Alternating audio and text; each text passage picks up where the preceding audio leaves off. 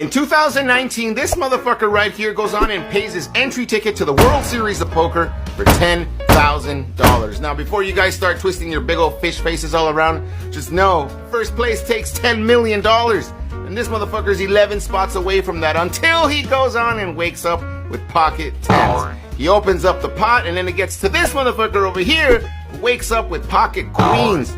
He says, no sir, I'm not gonna just call that, I'm all in. Dario goes and asks for a count. The dealer gets the chips, counts 17 million chips, which is roughly about 21 big blinds.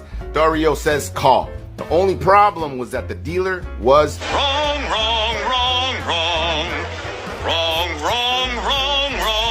It wasn't 17 million chips. It was 22 million chips, which is around 27, 28 big blinds.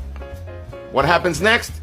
Stay tuned for part 2. 11 players are left in a tournament where $10 million is on the line, and the dealer makes a mistake. Floorman is called over, and he rules that Dario must go on and pay the 22 million into the middle, despite it being a dealer error when she only counted 17 million chips. Dario doesn't seem to mind, of course, until the cards are flipped and he realizes he's way behind when he's up against pocket queens. He then decides to transform himself into a full-blown Karen, saying it's not my fault. It's not my fault. This is not fair. It's not fair. She made the mistake. She made a mistake. But ultimately, there's a rule in the WSOP that clearly indicates that it was Dario's responsibility to determine the exact number of chips and to not go by what the dealer says. It's very unfortunate because he did indeed go on and lose this hand, but don't feel bad for him yet. He went ahead and took second place in this tournament, taking home $6 million.